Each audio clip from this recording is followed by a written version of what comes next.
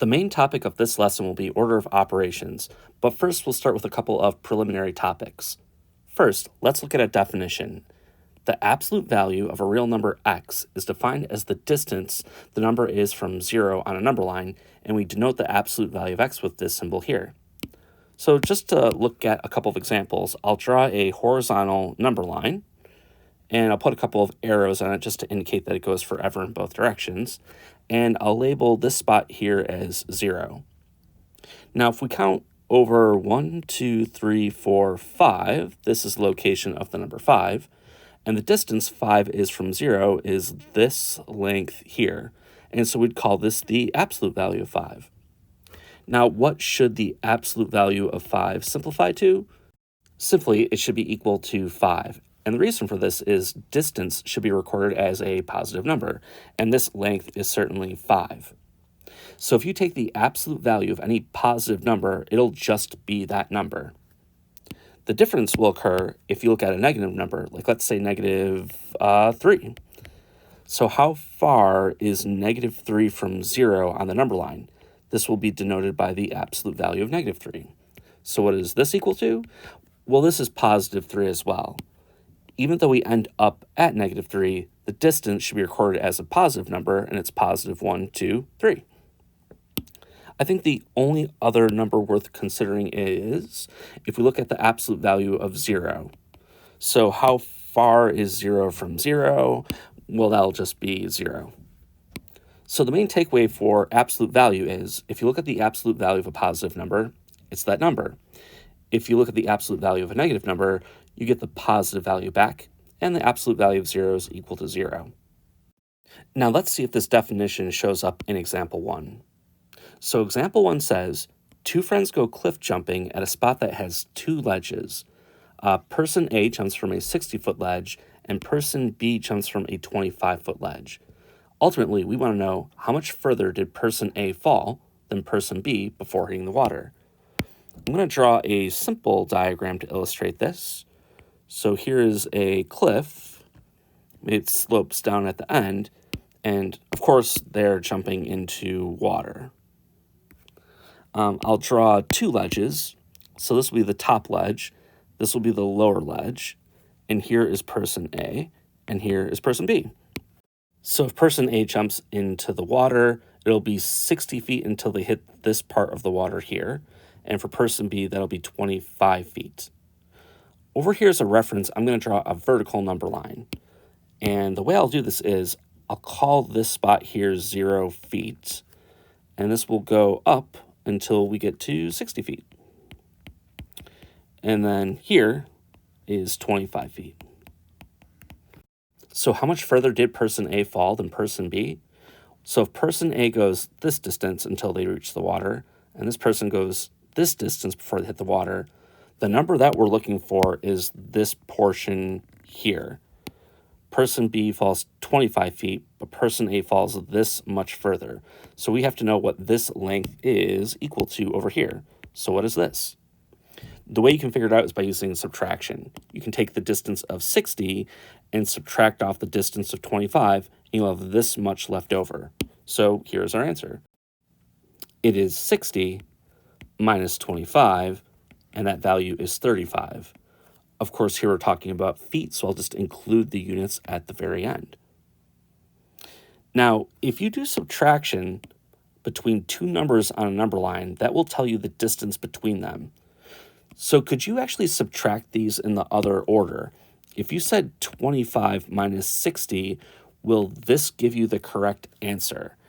And the only difference here is, well, you do get 35, but the value will be negative because you're subtracting the larger of the 2 numbers. And so this would be negative 35 feet. And since we're talking about distance, well, that doesn't really make sense. We would not want to record the answer in this way. But the way you can fix this is by saying, well, what if we looked at the absolute value of 25 minus 60? Will that work? Here, no problem. Because first you would simplify the numbers inside the absolute value. It would give you negative 35. But the absolute value would make the negative 35 positive 35. And you do, in fact, get the correct answer. So the takeaway is, if you subtract 2 numbers on a number line, that will give you the distance, provided that you look at the absolute value of that final number. So here, a minus b in absolute value is the same thing as the distance from a to b. And what we did is we found the distance from 25 to 60. Basically, you subtract these two numbers. If the number is negative, just make it positive by applying an absolute value. Let's consider this problem again in example 2. That is, two friends are going cliff jumping. Person A jumps from a 60-foot ledge and person B jumps from a 25-foot ledge. I'll draw the same diagram as in the last example. So here is the ledge. It slopes down. They're jumping into water. And we said that, well, person B is jumping from this ledge and person A is jumping from here. And then over here, I drew a number line and I called the water 0 feet. B was at 25 feet. And person A was at 60 feet. But now we have something a little bit different in this problem. Person A will hit the water, but then they're going to go under the water some distance. In fact, let's say that's 15 feet. For person B, they go under the water too, not as far, and we'll say 10 feet. Ultimately, can we figure out how far each person traveled from the highest to the lowest point? And let's start with person A first. So they start at 60 feet, they jump down, and then they go 15 feet under the water. So I have something to compare it to over here. I'm going to extend the number line down a little bit. So let's see, we're going to go down some distance like this, and we're told person A goes 15 feet below the water. I have to mark that as a negative number on this number line, so maybe I'll call this spot right here negative 15 feet. And here, all the negative is indicating is that we are below the water line. So how far did person A fall from here down to here? It is this distance on the number line from here to here. And to find this distance, you would subtract 60 from negative 15. So we'll do 60 minus negative 15. We have to figure out what that number is equal to. This minus a minus next to each other can be confusing. So we can say, well, I'll put some parentheses here like this to say we are subtracting the number negative 15. Well, to figure this out, the distance from 0 to 60 is obviously 60, and the distance from 0 to negative 15 is positive 15. Therefore, the total distance is going to be really 60 plus 15. So that's what this is equal to. It's equal to 60 plus 15. And when we add those two numbers together, you get 75 feet. So that is how far person A will fall from their highest point to the lowest point after they go under the water. That's from here to here. We can now make a really important observation in this problem. If you ever encounter a minus, that is the same thing as addition. And I'm going to state this as a fact. If you see minus a minus, where you're subtracting a negative, or you could think about this as multiplying two negatives together, this is the same thing as a positive number or addition. So 75 feet was the answer for person A. Well, what about person B? How far did they fall? They're starting here at 25 feet, and they're going 10 feet below the water. So I'm going to mark negative 10 feet here. The distance they fell is from 25 down to negative 10. And if you want to find this distance, you can subtract these two numbers on the number line. So for person B, we want to look at 25 minus negative 10. And for emphasis, I'll put parentheses around negative 10. So what is this total distance? We can now apply this fact. The second you see a minus, that is the same thing as adding 10. So this is really 25 plus 10. And that is equal to 35, and that is 35 feet. And that's how far person B traveled. And again, that makes sense on the number line. They went a distance of 25 and then a distance of 10.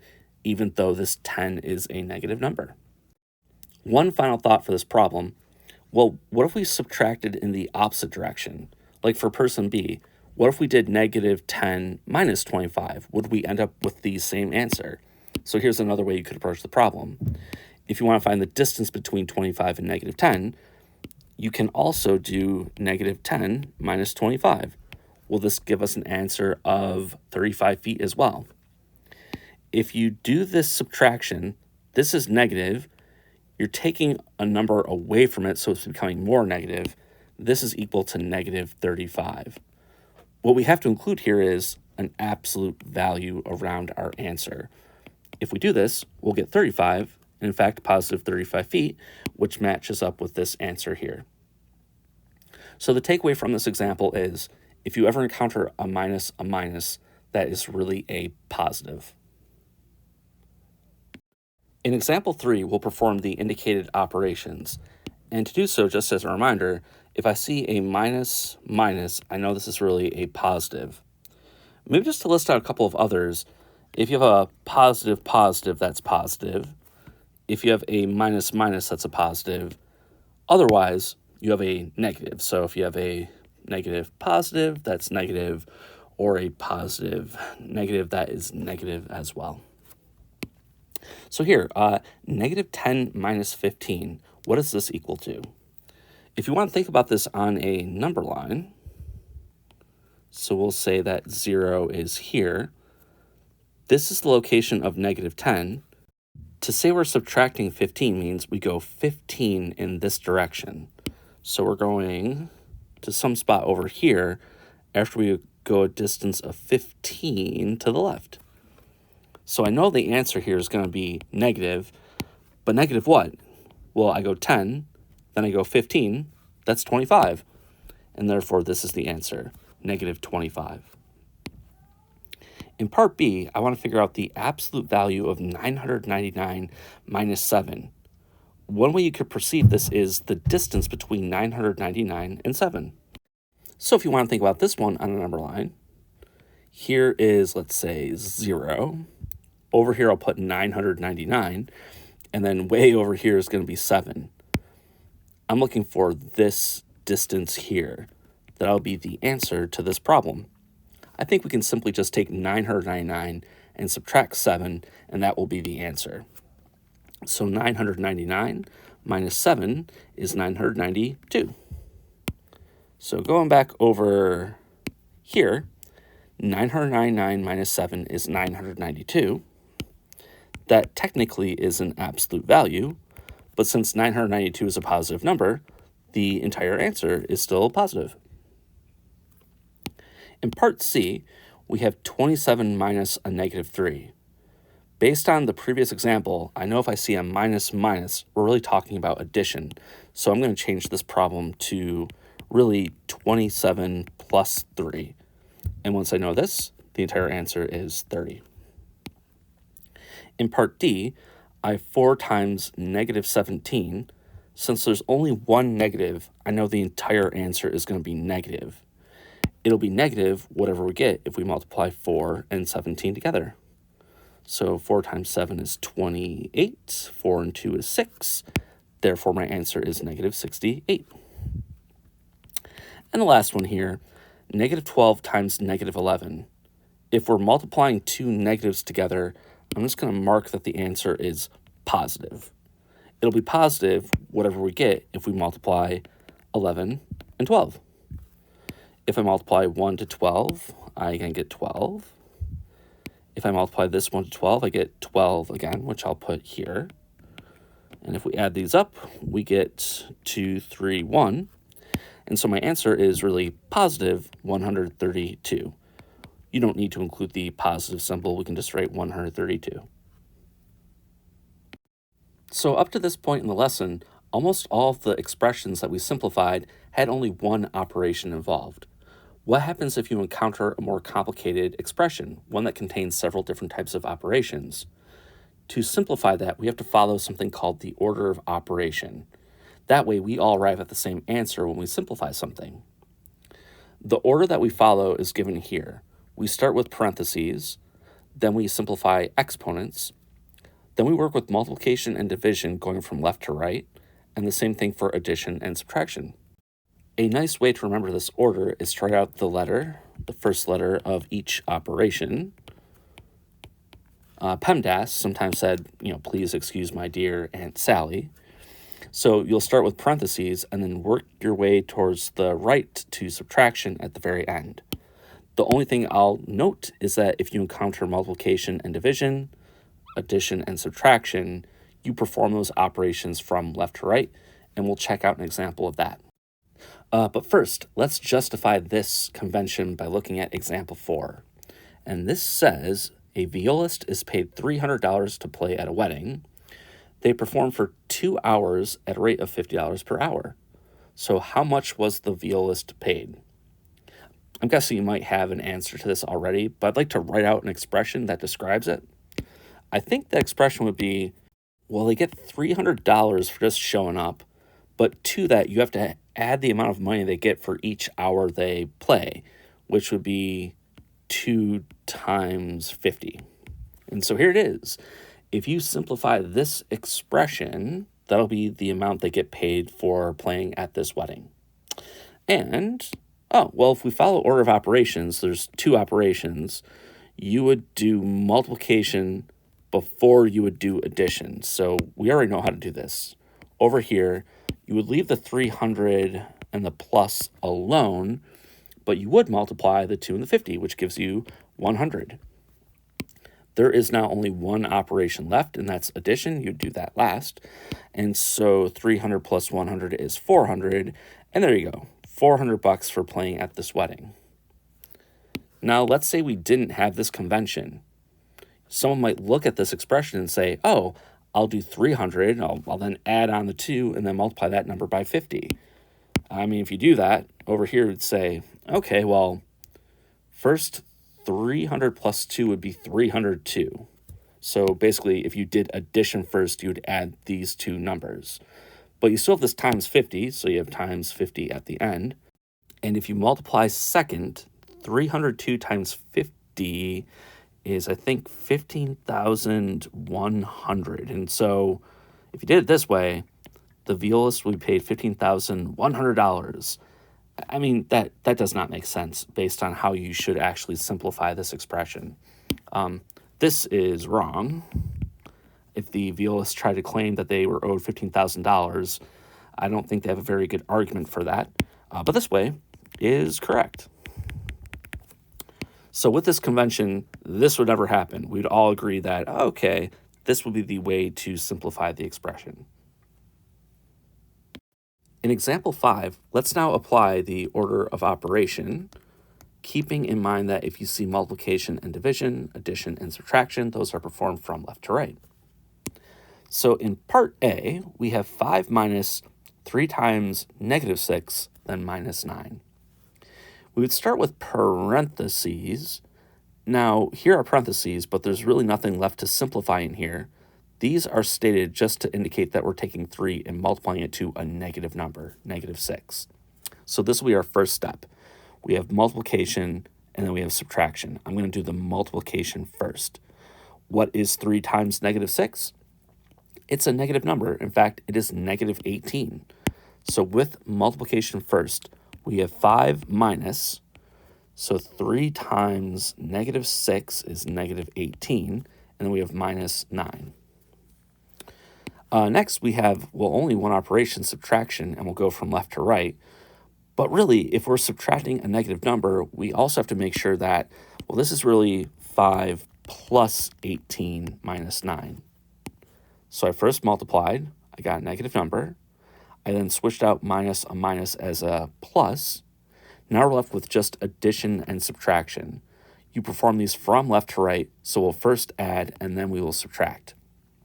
If we first add, 5 plus 18 is 23, and then 23 minus 9 is equal to 14. So if you take this expression and simplify it down to one number using this convention, 14 is the answer. Let's now look at, in part B, 10 divided by 2 times 5 plus 3. There are 3 operations: division, multiplication, and addition. Addition will happen last, and multiplication and division will happen first. Now, it's a mistake to say, oh, the m is first, so I would first multiply and get 10. That is not the case here.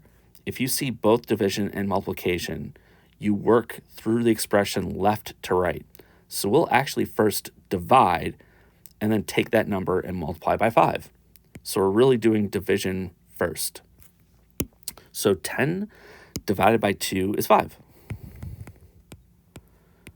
We have two operations left. There's multiplication and addition. So I will first multiply. 5 times 5 is 25. There's only one operation left, that is add 3, and so we get 28, the correct answer. Let's just take a quick look at doing this the wrong way. Like, what would happen if you first multiplied, then you were to divide? I mean, do you get a different number? Let's see. If we try this problem again, it was 10 divided by 2 times 5 plus 3. It is a mistake to first multiply. If you do, you get 2 times 5, which is 10. Next, you would divide, and 10 divided by 10 is 1. And 1 plus 3 is 4. So it actually is important that you do follow this left to right convention with these two operations. You will get a different number. This one's correct if you go from left to right. This one is not correct. I'll again copy down the convention, parentheses, exponents, multiplication, division, addition, and subtraction. In part C, actually if you compare it to part D, these two are really similar to each other. Here this is multiplying by a negative, and then we have 9 to the power of 2, an exponent.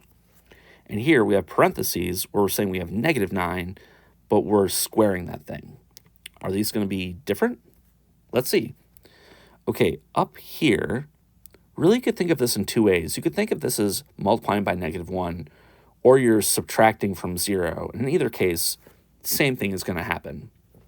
According to this order of operation, for multiplication or subtraction, you would do the exponent first. So really, it's going to be 9 squared, and then this negative will happen second.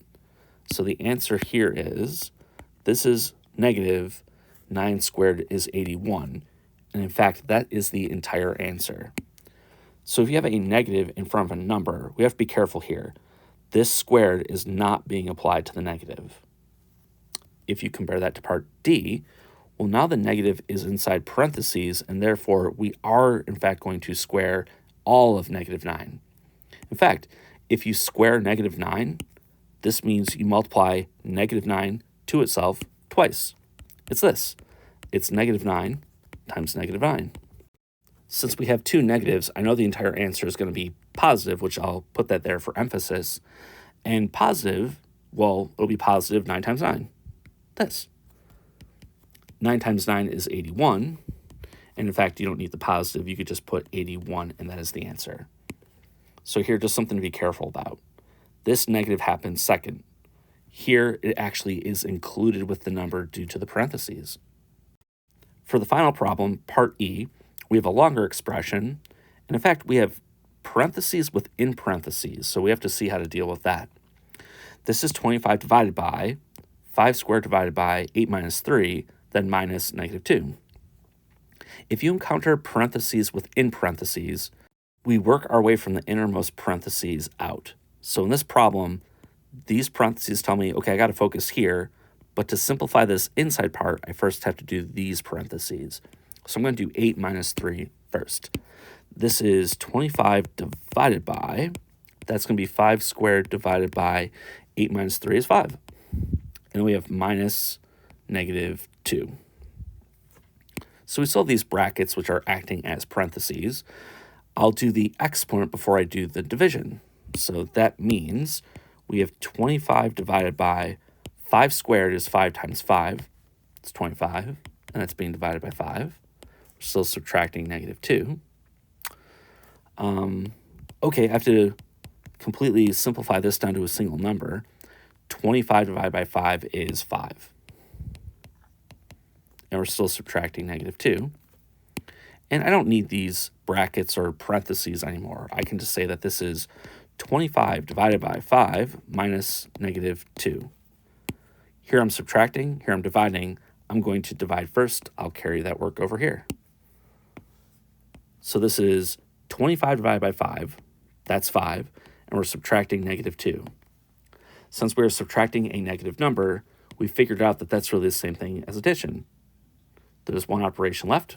5 plus 2 is 7, and 7 is the final answer.